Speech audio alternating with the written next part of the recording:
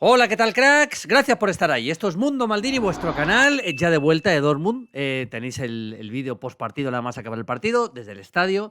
Tenéis también, por supuesto, las notas que hice en el hotel, cerveza en mano, ya lo habéis visto. Y os prometí, y aquí lo tenéis, que vamos a analizar con el informe Wisecout algunos aspectos de este partido, que es un partido clave para el Barça en la temporada. Primero porque prácticamente garantiza su posición entre los 8 primeros. Todavía no es matemático, pero lo tiene casi hecho entre los 8 primeros, con lo cual pasa directamente a octavos y jugará la vuelta de octavos en casa. Todo eso parece casi seguro para el Barça. Segundo, porque ganó un partido muy complicado ante un rival dificilísimo que estaba demostrando todo lo que había hecho en casa. Y lógicamente, el hecho de ganar en Dortmund ante un rival que no había perdido ningún partido en casa, solo había cedido un empate contra el Bayern de Múnich, había ganado todos los partidos de Champions en casa. Me parece que yo creo que devuelve al Barça otra vez al momento en el que le vimos antes de la lesión de Lamine Yamal, que provocó, lógicamente, una caída en el nivel del equipo. También es verdad, y quiero decirlo, que le generaron bastantes ocasiones de gol. Una sensación de cierta fragilidad, también producto del riesgo que asume el Barcelona. Todo eso es evidente. Pero lo cierto es que el Barça jugó muy buen partido, ganó para mí con justicia, en un partido en el que hizo sufrir bastante al rival y con muchos detalles que vamos a analizar con el informe Wisecout. Vamos a meter el bisturí en lo de Dani Olmo. Vamos a meter el bisturí en la salida de Frenkie de Jong, que me parece un tema muy interesante. Y vamos a ver algunos aspectos del partido, con algunas estadísticas, lo que significó, lo que fue, por qué pasan las cosas, amigos de Mundo Maldini. Venga, vamos allá.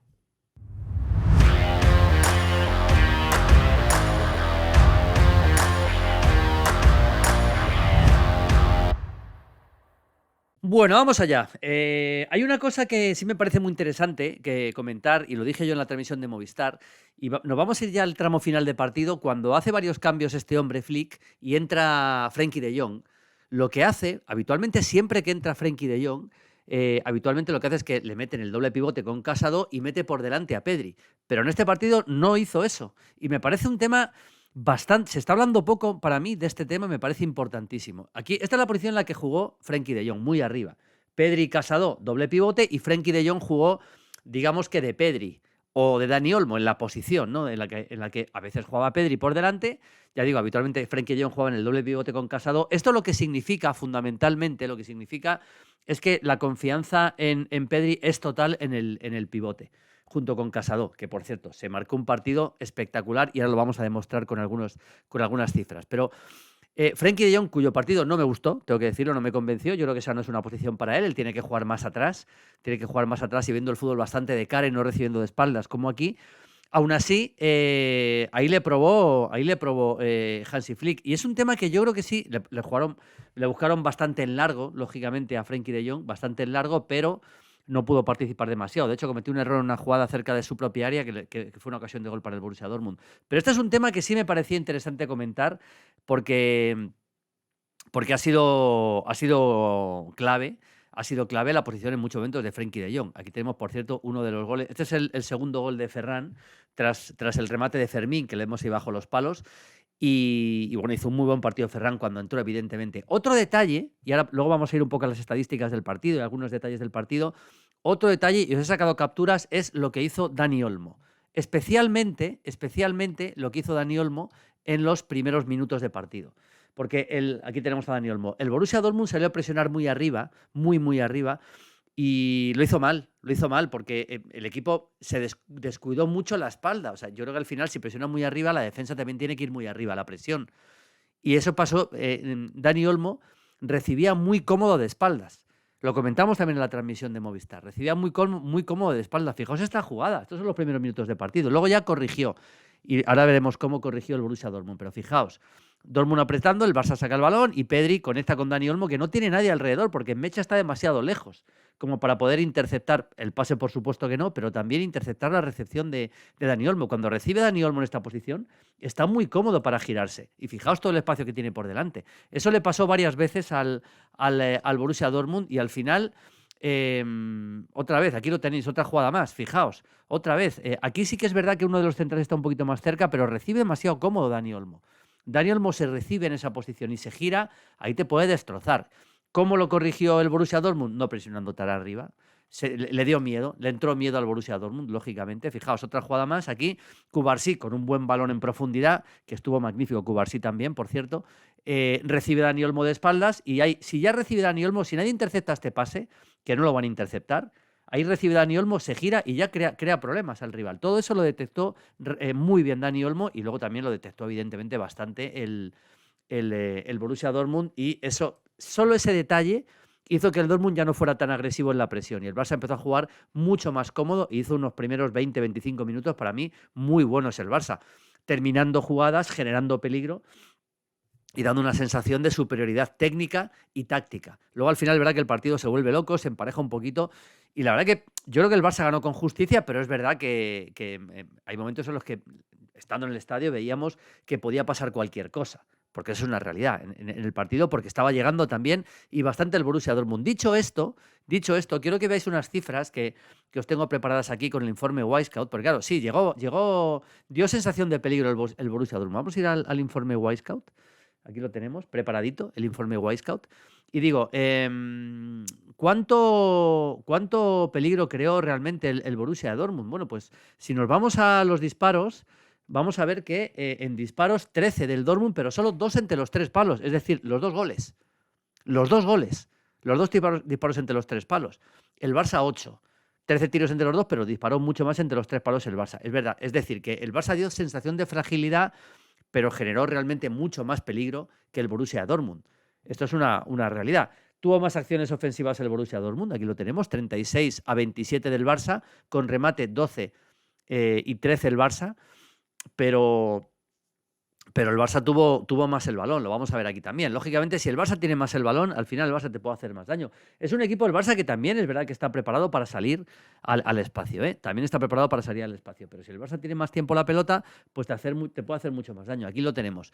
Tuvo más tiempo, 56-44, y luego es verdad que fue un partido con buena presión de los dos, y los dos tuvieron muy pocas opciones de tener posesiones largas. 6 el Barça, 5 el Borussia Dortmund. Son pocas, ¿eh? Son pocas. El partido fue un partido muy abierto, muy de ida y vuelta en muchos momentos y con poco control, salvo los primeros minutos de la segunda parte, que recuerdo que hubo más control por parte del Barça. Luego ya el partido enloquece definitivamente y a partir de ahí, bueno, pues es un ida y vuelta en el que el Barça tiene calidad y acaba resolviendo el partido, por supuesto. Por cierto, me gustó bastante el partido de Pedri.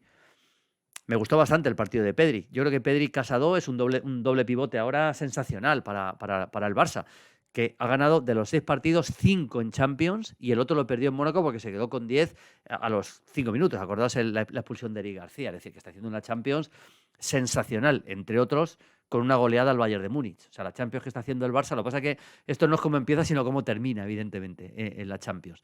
Quiero que veáis lo de Marc Casado, porque a mí me parece que hizo un partidazo. O sea, ya no solo por las acciones, 79% correctas, 91% de pases correctos, sino la cantidad de balones que interceptó Marc Casado. Fijaos, se hizo grande en el centro del campo. Fijaos las acciones que gana, que son prácticamente todas, dando mucho pase medio, no pases largos, porque no es lo suyo en Casado, mucho pase medio, tampoco mucho pase corto, más bien pase medio, pero fijaos lo que hizo Casado, que hizo un gran partido. Pero quiero que veamos la circulación de balón del Barça, que es una cosa que me gusta poneros siempre y que yo sé que siempre me lo pedís. La circulación de balón del Barça, la vamos a ver aquí ya. Ya la estoy preparando y aquí la tenemos ya, aquí la tenéis, la circulación de balón del Barça. Veis que, bueno, dos laterales que no llegaron mucho al ataque, Nivalde, que no jugó demasiado al ataque, Koundé llegó más, pero solo algunos momentos concretos, pero no fue un jugador que llegó permanentemente por la banda, y luego Casado y Pedri. Es que ahí tenemos Casado más por dentro y Pedri al lado, o sea, un doble pivote fantástico. Luego ya menos participación, lógicamente, de los jugadores de 3/4 de campo. Es decir, Pedri tuvo un poquito más adelantado Cubarsí de posición inicial que Íñigo Martínez, pero prácticamente lo mismo. Y si vemos el Borussia Dortmund, vemos que la circulación de pases es muchísimo menor y sobre todo hay una cosa muy importante, que es que prácticamente no conectaron con Guirassy, que hizo un partido yo creo que bastante discreto con lo que falló Guirassy.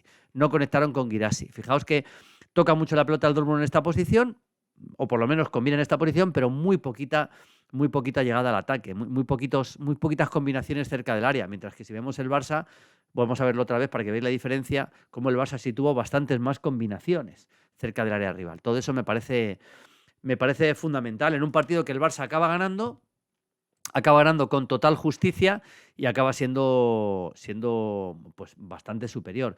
El que estuvo más flojo fue Rafinha, que es verdad que marca un gol, pero fijaos que él estuvo todo el partido trazando desmarques, uno tras otro, pero es verdad que le costó mucho y no le encontraron poco, se desesperó. Yo me fijé mucho y se desesperó permanentemente. Veis que las acciones son muy pocas las acciones de Rafinha.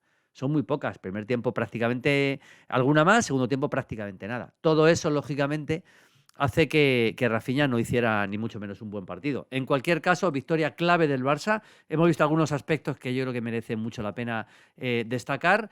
Victoria fundamental, consolidación absoluta de Casado y Pedri en doble pivote. Olmo se impone como titular por delante, menos opciones para Gavi y menos opciones para bueno, por supuesto para Frenkie de Jong en esta posición también, y menos opciones para Fermín. Ferran sale muy reforzado con este partido, con esos 2 goles, muy reforzado. Poco vuelo del lateral izquierdo Valde, más vuelo del lateral derecho Koundé, y muy bien una vez más la pareja de centrales, aunque es verdad que Cubarsí comete ese error en el penalti, que a mí me deja muchas dudas, pero comete ese error en el penalti que yo creo que es un error bastante evitable. En fin, mañana más, mañana volvemos con la Liga, mañana volvemos con el análisis de la jornada de Liga y tendremos algún que otro detalle más que os vamos a dejar aquí en vuestro canal. Estamos ya cerca del 1.124.000 suscriptores, que es una barbaridad, amigos de Mundo Maldini. Gracias a todos. Chao, chao, chao, chao.